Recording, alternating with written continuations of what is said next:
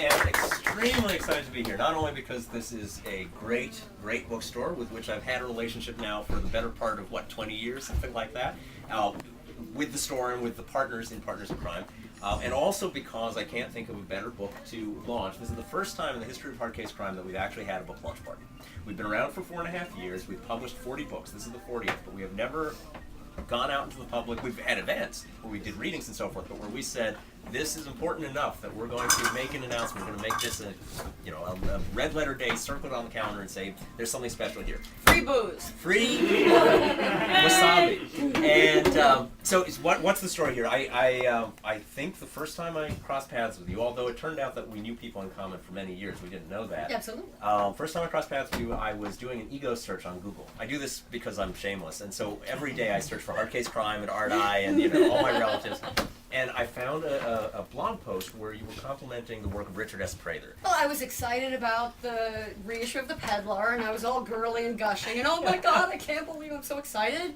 And somebody else, not me, sent you a note, posted something saying you ought to get to know the work of Hard Case Crime, or you ought to send them a book of your own. Yeah, they're a perfect match, you should submit, and so I thought that was a good idea, and I posted it. Now, I don't think you had an email. You did have an email address, but I was lazy, and so I posted in your blog that if you ever did care to write a book of this sort, I'd love to read it.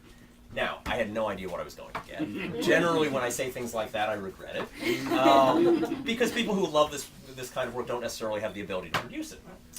But lo and behold, I get a manuscript back, and the manuscript opens with a naked woman bound up in the trunk of a car, shot almost to death but not quite, bleeding almost to death but not quite, kicking her way out of the car and deciding she was going to take revenge on all the men in the world who did this to her. There are only 4 or 5, but it kind of feels like all the men in the world sometimes. And I said, this is great. All this book has to do is not go downhill. If it maintains the quality of the opening chapter for the rest of the book, I'll be happy, and it did.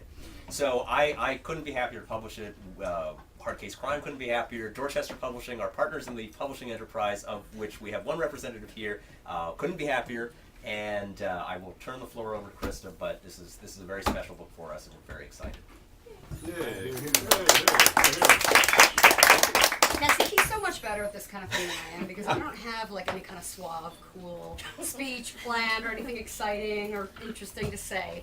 So I think that I'm going to just completely cop out and open it up to Q&A, because I'm sure that there are people in this audience who are not as blonde as I am, who might have something that they want to know about, something that they want to talk about, something they'd like to ask about. Any people who aren't shy out there? Anybody in the back?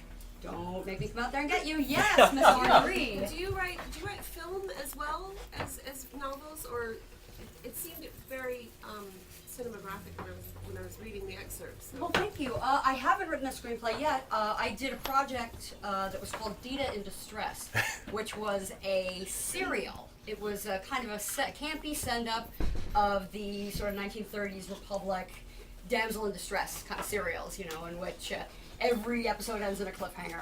Will our heroine escape her unspeakable fate? Don't miss the next exciting episode.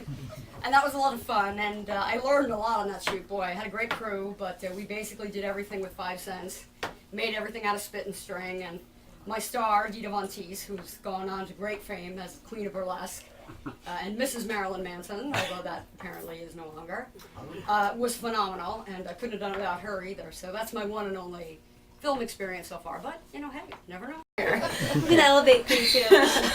How did you go about building your character? Do you have any inspiration for your main character, because she's so charismatic and interesting? That's so funny, because I always feel like my characters just already are.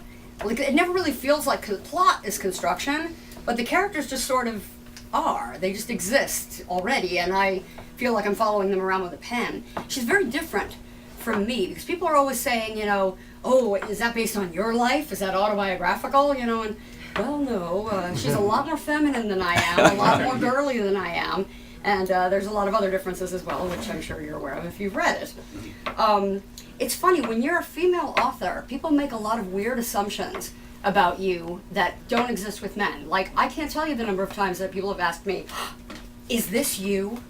Did you pose for this dating? I mean, I don't think anyone asked Mickey Spillane to pose for his cover, okay? And ironically, sometimes he did. Exactly. So it's funny. I mean, people like to feel it's titillating. I think they want to imagine. Yes, I've had a wild life, but I think fiction is more interesting. That's why I don't want to write memoir. It's boring to me. I don't like reality TV either. Made up stuff, stories, make believe. That's my bag. You mentioned Vicky Spillane.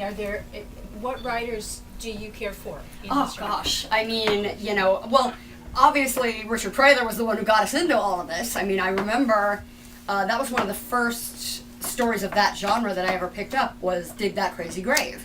It was a Shel Scott novel, and I picked it up, and it was just like, it's just a ride. I was a wild ride. I was in love. And since then, I read a lot of the classics, but I also have like funky, weird personal favorites like Dave Keane. I've been on a real Dave Keane kick lately. Boy, he really has a strange thing about sex. He has odd views about bad, slutty, naughty, evil women. It's always interesting when you have a man who takes his mother's name for a pseudonym. Yeah, and there's always a good girl that he really should be with, but he just can't resist the dirty, slutty, bad girl. So, a personal favorite is Stark. I mean, I like Donald Westlake's stuff as well, but it's a little more funny, a little lighter, and the Stark stuff is more along my... And we have, of course, today the amazing Megan Abbott here is in the audience with us, who I have to point out is brilliant. And if you haven't read Queen Pin yet, then there's something seriously wrong with you. And you need to run over there and buy a copy right now. And I'll give you change for that 20 later. How long did it take you to write the book? When did it officially go? Oh, Well, it's done? it's about I usually 6 weeks, 8 weeks, for a draft. I write really fast because I write novelizations. So I do tie-in work as my day job, which, if you're not familiar, is like either continuing stories of a character, a franchise character, such as Freddy Krueger, for example, or the book version of a script. So a movie will come out and they will sell a novel that's sort of like a fluffed up version of the story of the movie in prose form.